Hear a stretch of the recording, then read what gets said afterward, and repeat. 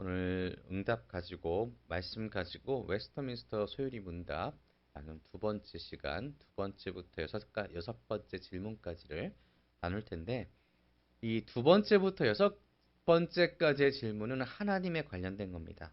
우리가 지난번에 어떠한 말씀들을 저희가 나눴죠? 서문에서 사람의 제일 된 목적이 무엇이냐? 예, 그렇죠. 하나님께 영광 돌리는 삶입니다. 그래서 우리가 하나님께 영광을 돌리며 그리고 또한 하나님과 즐겁게 살아내야 되는 것. 하나님도 즐거우셔야 되고 우리도 즐거워야 되는 그런 관계를 맺어야 되는 존재다라는 것을 말씀드렸습니다. 그러면 우리가 하나님께 영광을 돌리는 것과 또한 하나님과의 관계가 즐거움으로 있어야 된다고 한다면 하나님이 어떤 분이신지를 알아야지만 하나님께서 어떤 분이신지를 알아야지만 그분을 향하여서 영광을 돌릴 수 있고 또 하나님께서 어떤 분인지 알아야지만 그분께서 기뻐하시는 것이 무엇이고 그분께서 우리에게 원하시는 것이 진짜로 바라시는 것이 무엇인지 알 수 있게 되는 것이겠죠. 그래서 우리는 이 질문이 굉장히 중요합니다. 성도라면은 누구라도 이 질문을 늘 하고 있어야 됩니다. 무엇일까요? 그것은 하나님은 어떤 분이실까? 하나님은 어떤 분이십니까? 어떤 분이실까요? 이 앞에 지금 나온 그 영상을 보면 살아계신 하나님, 무한하신 하나님, 공의 하나님, 거룩하신 하나님, 신실하신 하나님이라고 이 문답서는 대답을 합니다. 살아계신 하나님, 무한하신 하나님, 공의 하나님, 거룩하신 하나님, 신실하신 하나님. 근데 우리가 보통 교회에서 하나님에 대해서 나누다 보면은 보통 계속해서 우리가 고백하는 것들이 한 단어가 있습니다. 뭐냐면 아버지. 아버지라는 단어를 우리는 굉장히 좋아합니다. 그래서 권사님들 아버지 이렇게 기도하시는 경우가 많죠. 그리고 뭐 장로님들이나 뭐 목사님들 다 이 기도나 어떤 그 하나님에 대한 것을 나누더라도 하나님은 우리의 아버지시죠 라고 이야기합니다. 왜 아버지라는 그 이미지가 우리에겐 그렇게 많이 박혀 있을까요? 그 아버지라는 이미지가 박혀 있는 이유는 하나님이 나에게 무언가를 주시고 하나님이 나를 보호하시는 그 분으로 계속해서 우리가 인식하도록 그 중심적인 설교를 많이 들었기 때문입니다. 왜 이러한 일들이 일어났냐면 하나님께서는 우리에게 복 주시는 분이다라는 것을 굉장히 많이 들었기 때문에 이 기복신앙의 근거에서 하나님께서 우리의 아버지 되십니다. 라고 우리가 계속해서 이 설교들을 많이 했다라는 거죠. 근데 하나님께서 어떤 분이시냐라고 물어봤을 때에 우리가 방금 아까 보셨던 하나님은 살아계신 하나님이십니다. 하나님은 무한하신 하나님이십니다. 하나님은 공의 하나님이시고요. 하나님은 거룩하신 분이시고요. 하나님은 신실하신 하나님이시다. 이렇게 대답하시는 분들이 실제로 그렇게 많지 않다는 거죠. 그러면 살아계신 하나님은 어떤 분이시냐? 그렇습니다. 네, 들려지는 지금 음성이 있는데 태초 이전부터 그리고 영원까지 존재하시는 살아계신 하나님. 그러니까 우리가 존재하지 않았을 때에도 하나님께서는 계셨고 영원까지도 계시는 분이 하나님이시다라는 것입니다. 모든 것의 근원 되시는 분이 하나님이시다라는 거죠. 그 다음에 무한하신 하나님은 어떤 분이시라 이렇게 얘기할 수 있을까요? 저는 이 표현이 굉장히 중요하다라고 생각을 합니다.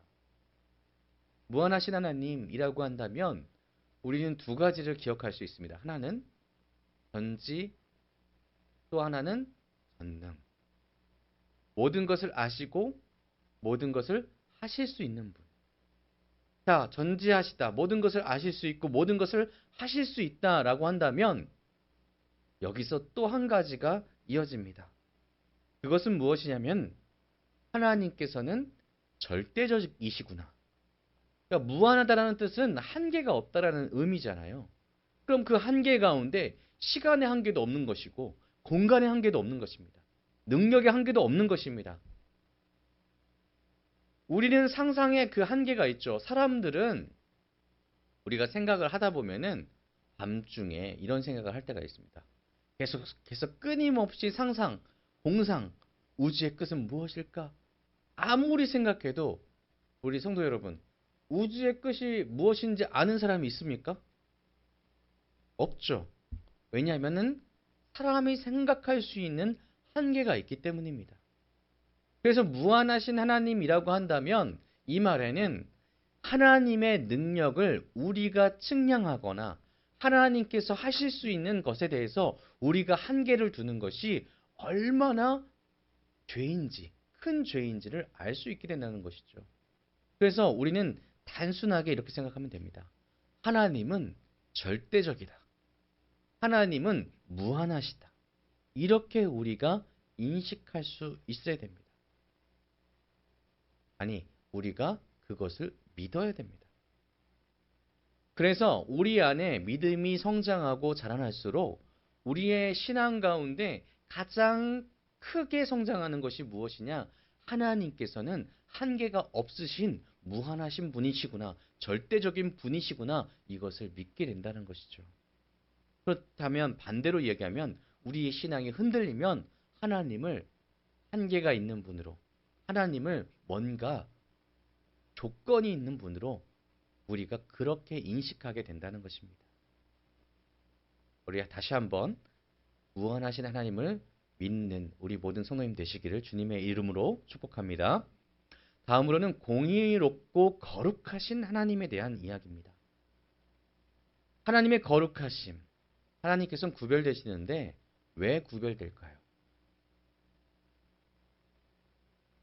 구별되는 이유는 이 앞전에 했던 말씀들과 동일한 내용이 있습니다. 그것은 하나님께서는 한계가 없으신 분이시기 때문입니다. 그래서 세상의 어떤 것과도 비교할 수 없는 것이기에 분이시기 때문에 창조된 것과 구분되어 있습니다. 그리고 또한 하나님께서는 무한히도 순수하시기 때문에 그분의 선하심으로 인하여서 그분의 공의로우심은 한계가 없습니다. 그러니까 그분의 공의로우심은 절대적이죠. 그분의 선하심은 절대적이라는 것입니다. 그래서 모든 것이 하나님께서 하실 때에는 합력하여서 선으로 그 끝이 된다는 것은 하나님은 선이시다라는 것입니다. 우리가 하나님께서 선하시다라는 그 구절을 기억할 수 있는데 그것이 무엇이냐면 시편 100편 5절입니다. 우리 한번 같이 읽어볼까요? 시작. 여호와는 선하시니 그의 인자하심이 영원하고 그의 성실하심이 대대에 이르리로다. 아멘. 하나님의 선은 무한하시기 때문에 그분은 어떠한 악과도 함께하지 않습니다. 하나님께서는 무한히도 선하시기 때문에 그분은 공의로우십니다. 하나님께서는 무한하시기 때문에 그분께서 가지고 계시는 거룩함은 완벽합니다. 그래서 하나님의 선, 공의, 순수, 거룩 이것은 하나님의 무한하신 속성과 연결되어 있다는 것을 우리는 알 수 있습니다. 그래서 하나님께서 이 공의로우시고 또 의로우시다라는 것은 하나님의 속성 가운데 이 다음으로 이어집니다. 어떤 것이냐? 하나님은 신실하신 하나님이시다라고 하는 것. 그래서 공의롭고 선하시기 때문에 그 하나님께서는 약속을 반드시 지키시는 분이라는 거죠. 그래서 신명기 32장 4절이나 출애굽기 34장 6절을 보시면은 거기에 내용을 보면 하나님께서 그 약속을 반드시 이루시는 신실하신 하나님이시라고 소개를 하는 그런 장면들이 나옵니다.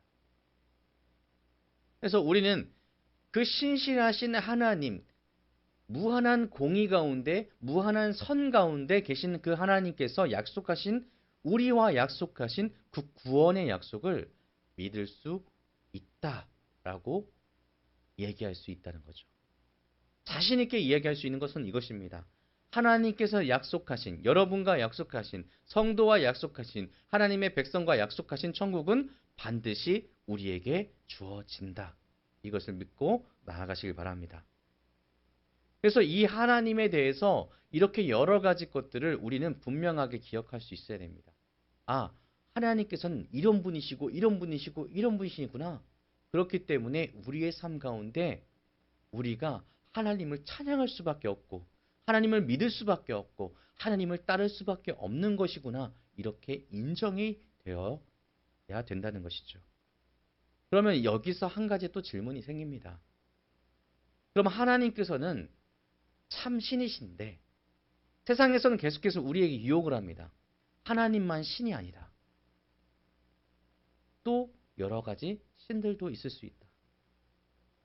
그래서 웨스터민스터 그 소유리 문답에서는 이 질문을 합니다.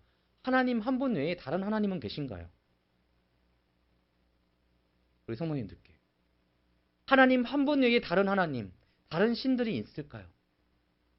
아니죠. 하나님은 유일하신 분이시고요. 오직 한 분이십니다. 세상에 그 어떤 신들도 존재할 수 없습니다. 유일신, 그것이 우리의 신앙이 되어야 된다는 거죠. 절대적인 하나님 그 신앙 가운데 다른 신이 있을 수 있다 없다? 없다라는 겁니다. 요즘 여러 가지 신학들 중에서 다른 신들도 있을 수 있어요. 라고 하는 그런 신학도 있습니다. 근데 절대 그렇지 않습니다. 잘못된 것이죠. 하나님은 유일하시며 오직 한 분인 유일하신 하나님, 유일한 신입니다. 그런데 이러한 이야기를 할 때에 누군가가 물어봅니다. 어떤 걸 물어보냐면 성부, 성자, 성령님이시니까 세 분 아니냐고. 그렇죠? 성부 하나님, 성자 하나님, 성령 하나님이라고 하는데 그러면 신은 세 분 아니냐?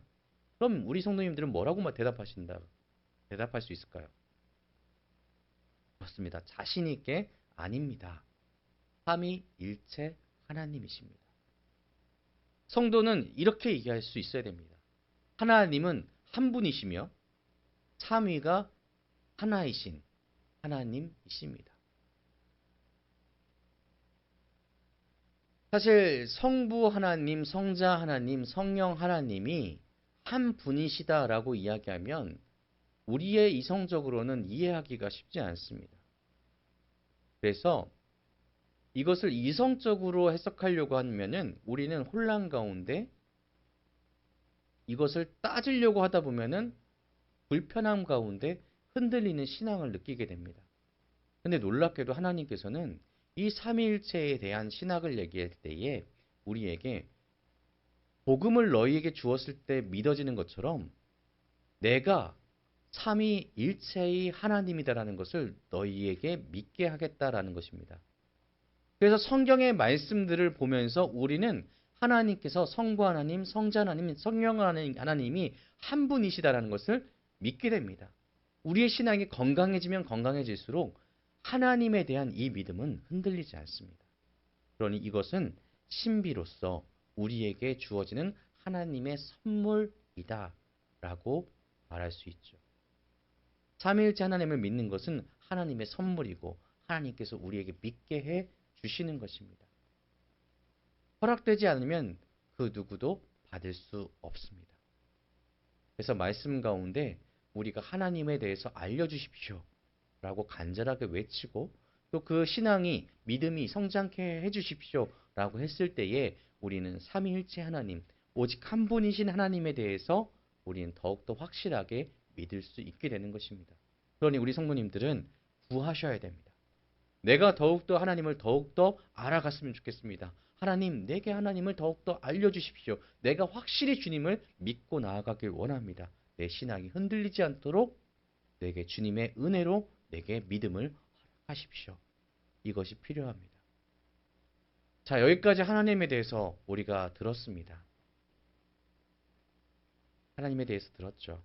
하나님이 어떤 분이시다라는 것을 알려드렸습니다. 그러면 우리는 무엇을 또 알아야 될까요? 그것은 하나님께서 하시는 일입니다. 하나님의 작정은 무엇일까요?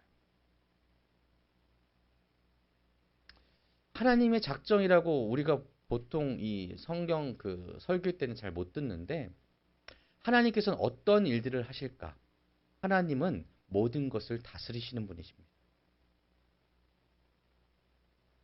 하나님의 작정은 하나님의 계획과 경륜에 따른 영원한 목적. 그러니까 이것을 통해서 하나님의 영광을 위해서 앞으로 이루어질 모든 일을 미리 다 정해 놓으셨다는 겁니다. 그래서 하나님께서는 이 세상의 모든 것을 미리 정하시고 그 정하신 대로 통치하신다라는 것이 하나님의 능력입니다. 이것이 우리에게 아멘으로 받아들여져야 된다는 것이죠. 하나님께서 이렇게 하시기 위한 목적들, 하나님께서 모든 계획을 세우시고 그 모든 것들을 이뤄나가시는 것은 하나님의 영광을 위하여입니다. 우리는 하나님을 섬기기 위하여 창조된 존재, 사람입니다. 그래서 우리 존재의 목적이 뭐라고 했죠? 하나님의 영광을 위하여. 다 이것이 이어져 나가는 것입니다. 그래서 우리가 만일 성도라고 하는데 하나님께서 이 세상을 운행하시는 그 계획 가운데 성도의 삶은 어떤 삶이냐면 하나님께 영광 돌리는 삶을 살아가게 되어 있습니다. 그렇다면 성도는 그 신앙생활을 하는 가운데 하나님의 영광을 돌리는 그 삶의 모습들을 보여가며 살아간다는 것이죠. 그래서 비유 중에서 이 밭 가운데 하나님께서 작물을 키우시는데 하나님께서 원하시는 그 작물 사이사이에 가라지들이 있습니다. 이 가라지들은 마치 자기가 작물인 것처럼 그 사이에서 영양분을 받으면서 자라납니다. 하지만 그들이 자라나는 모습의 최후의 모습들을 보시면은 하나님께서 원하시는 작물들은 열매를 맺습니다. 어떤 열매를 맺을까요? 주님께서 원하시는 열매들을 맺죠. 그런데 가라지는 어떻습니까? 주님께서 원하시는 열매를 맺습니까? 아닙니다. 맺지 못합니다. 그래서 성도가 삶을 통하여서 하나님께서 원하시는 열매들을 맺어 나가는 것을 통하여 이 사람이 이 인물이 하나님께서 택한 성도구나라고 증명이 되는 것입니다.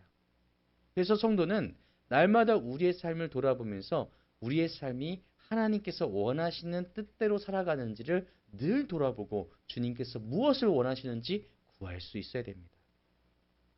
내가 주님의 백성임을 증명하는 것이 성도가 살아가는 삶이라고 말할 수 있다는 겁니다. 그래서 하나님이 누구신가를 분명하게 알아야 되고 또 하나님께서는 이 세상의 모든 것을 통치하시고 또한 계획하시고 이뤄나가시는 분이심을 그리고 그 계획 가운데는 하나님의 백성인 성도가 있음을 그리고 이 모든 것이 하나님의 영광을 위하여라는 것을 우리는 분명하게 이 연결되는 하나님께서 알려주시는 지식을 분명하게 알 수 있어야 됩니다. 하나님께서 이 세상을 통치하신다는 것, 이것을 증명하는 장면들은 명확한 것들이 우리에게 분명하게 성경을 통해서 보여집니다.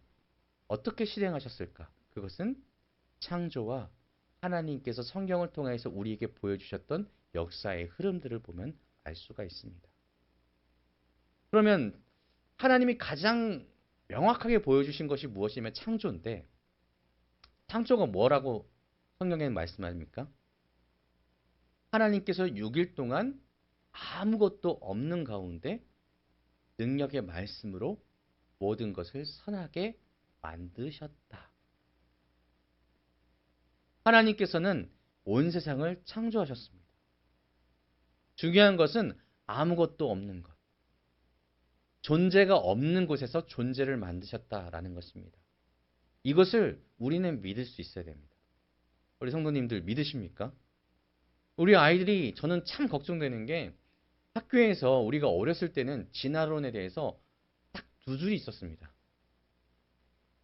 과학책에도 다윈과 관련된 내용에서 이거는 진화론이다 라고 정도만 설명이 됐었는데 점차 이것이 강조된다라고 이야기합니다. 우리는 우리 아이들이 하나님께서 창조된 세계 가운데 살고 있다는 것을 믿을 수 있도록 날마다 가정에서 하나님께서 태초에 6일 동안 어떠한 존재도 없는 가운데 존재를 만드셨어. 이것을 가르칠 수 있어야 됩니다. 우리의 믿는 신앙을 아이들한테 알려주고 그 아이들이 세상은 하나님께서 만드셨어 라고 믿을 수 있게 되어야 된다는 것입니다. 창조의 목적은 아주 단순합니다. 하나님의 영광을 위하여. 반복돼서 설명을 드리지만 하나님께서 작정하신 그 모든 사역들 가운데 그 목적은 하나님의 영광을 위해서입니다. 어렵지 않습니다. 명확합니다. 하나님께서 우리를 창조하셨고 하나님께서는 우리의 창조주십니다. 그 하나님께서 우리를 어떻게 창조하셨을까요? 그것은 남자와 여자로 만드셨고 자신의 형상대로 지식과 의와 거룩함으로 창조하셨기 때문에 하나님의 형상대로 우리는 태어났습니다. 그리고 모든 피조물들을 다스리게 하셨죠. 그래서 이 대답을 봤을 때 창조하신 목적이 분명하게 있다고 말씀드렸잖아요. 주의 영광을 위해서 우리를 창조하셨는데 남자와 여자로 만드셨다는 사실을 우리는 기억해야 됩니다. 만드신 목적이 있습니다. 남자와 여자로 각 쓰임이 다르게 하나님께서는 만드셨습니다. 그렇기 때문에 하나님의 목적대로 만든 삶을 살아가지 않았을 때 그것을 뭐라고 할까요? 죄라고 이야기하는 겁니다. 그래서 그것에 대한 양보를 할 수는 없습니다. 분명하게 다르게 사용하는 것은 죄입니다. 회개가 필요하고 그 죄에 대하여서 양보하는 것이 아니라 그 죄를 지은 사람에 대하여 날마다 우리가 기도하고 그가 돌아오기를 바라고 그들을 포용할 수 있기 위해 노력해야 된다는 것은 필요하되 그것이 죄라는 것을 인정하지 않으면 안 된다는 거죠. 그리고 우리가 이단들이 얘기하는 것 중에서 또 하나 얘기하는 것이 뭐냐면은 자신의 형상대로라고 하는 것에 대해서 육신의 모습을 하나님께 투영을 합니다. 무슨 얘기냐? 좀 어려운 얘기인데 제가 이렇게 생겼잖아요. 성모님들이 이렇게 생기셨고 그런데 하나님도 이렇게 생기지 않았을까라고 생각을 합니다. 근데 그것은 잘못되었다. 하나님께서는 육신의 모습을 만드실 때 그것을 흙으로 빚으셨습니다. 그리고 그 생기를 넣으셨고요. 그런데 중요한 것은 무엇이냐면 영으로 하나님은 영이시다라고 말씀하셨다는 거죠. 그러니까 하나님께서 어떤 형태를 가지셨다. 그것은 우리가 우리의 육신의 모습으로 하나님을 가두려고 하는 우리의 어떠한 하나님의 한계를 만들려고 하는 일종의 사단이 주는 그런 이야기입니다. 그래서 그것은 성경적이지 않고요. 또 하나는 사람이 영과 혼과 육으로 되어 있다라고 이야기하지만 하나님께서는 분명하게 몸을 만드실 때에 생기를 불어넣으셨다. 주님께서는 영을 불어넣으셨다. 영혼을 불어넣으셨다라고 말씀을 합니다. 그래서 영혼과 육으로 되어 있다. 그래서 누군가 만약에 영과 혼과 육으로 되어 있다, 나눠져 있다라고 얘기한다면은 자신 있게 얘기하십시오. 영혼과 육으로 나눠져 있다. 창세기 2장 7절과 마태복음 10장 28절에 그렇게 나와 있습니다. 우리가 하나님의 형상대로 만들어졌다라고 할 때에 지식과 의와 거룩함으로 창조하셨다라고 했습니다. 자, 그렇다면 이것은 무엇이냐면 우리도 하나님처럼 하나님이 알려주신 지식, 이 세상은 하나님께서 주관하시고 계셔. 이것이 바로 하나님께서 우리에게 알려주신 지식입니다. 하나님께서는 모든 것의 의의 기준이 되십니다. 그러니까 하나님의 뜻대로 살아가면 되는 겁니다. 거룩함으로 세상과 구별된 하나님이십니다. 악과 구별된 것이 하나님이십니다. 그러니 우리는 어떻게 살아가야 될까요? 선함으로 살아가야 되겠죠. 세상과 달라야 된다는 겁니다. 분명하게 그렇게 살아내야 됩니다. 모든 것은 하나님의 영광을 위하여. 우리 성도 여러분, 오늘 우리는 하나님이 어떠한 분이신지에 대한 질문과 그 대답을 듣습니다. 그런데 이 질문과 대답은 계속해서 하나님을 알면 알수록 우리는 우리가 어떤 존재인지를 깨닫게 되는 것을 알게 됩니다. 우리의 존재는 하나님의 영광을 위하여 창조된 하나님의 걸작품입니다. 하나님께서 원하시는 그 뜻을 위하여 나갈 수 있는 사랑받는 존재라는 것입니다. 하나님은 완벽한 분이시고 완전한 신분이시고 완전한 작정과 경륜 안에서 세상을 창조하셨고 우리를 자녀로 백성으로 삼으셨습니다. 무엇을 위해서라고요? 가치가 있기 때문에 우리를 창조하셨는데 분명한 목적이 있다는 겁니다. 그것이 바로 우리의 삶의 목적, 하나님의 영광 돌리는 것. 그것을 잊지 않았을 때에 우리의 신앙은 절대 흔들릴 수 없습니다. 하나님께 영광 돌리는 삶을 살아간다면 우리는 이 세상 가운데 진정으로 주님께서 가치 있다라고 인정하시는 삶을 살아가게 됩니다. 그리고 성도임을 증명하게 됩니다. 제가 오늘 말씀을 준비하면서 제일 고민됐던 것이 이겁니다. 뭐냐면은 하나님께 영광을 돌리는 삶. 이게 진짜로 무엇일까? 이게 진짜 무엇일까?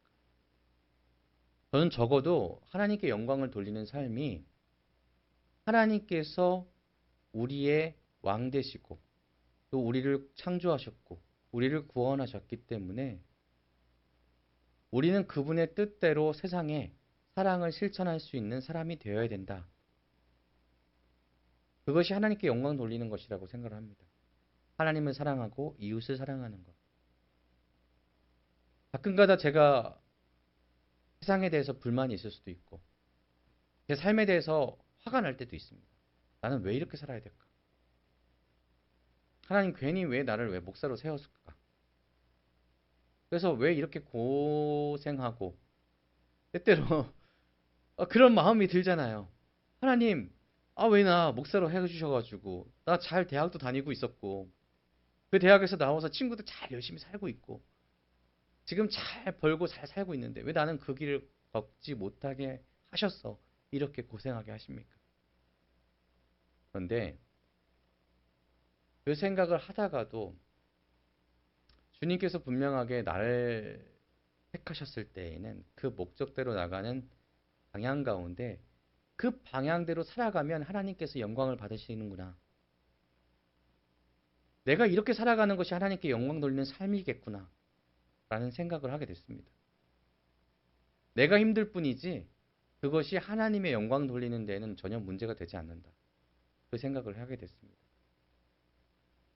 내가 힘든 건 그냥 힘든 것이고 그렇게 삶으로 인하여서 하나님께 영광이 된다면 그것 또한 내가 살아가는 데 가치가 있는 것이겠다. 조금 어려운 말일 수도 있겠지만 내 힘듦조차 하나님께서는 영광으로 받으실 수 있다. 그 생각을 하게 됐습니다. 왜냐하면 우리의 믿음의 선조들이 그렇게 살아갔다는 것을 우리가 볼 수 있기 때문이죠. 저보다 더 고생한 믿음의 선조들이 많잖아요. 십자가에 거꾸로 달려 돌아가신 분들에 비하면 저의 고난은 아무것도 아니더라고요. 그래서 성도로 살아가면서 어렵고 힘들 때도 있지만 그것조차도 하나님께 영광 돌릴 수 있는 삶을 살아가는 것. 그것이 우리가 신앙이 자라나가는 모습이 아닐까 생각을 해봅니다. 그런 신앙을 가질 수 있는 것은 하나님을 알아갈 때 가질 수 있습니다. 우리 사랑하는 성도 여러분, 하나님을 알기 위하여 날마다 노력할 수 있는 우리 모두가 됐으면 좋겠습니다. 기도하겠습니다.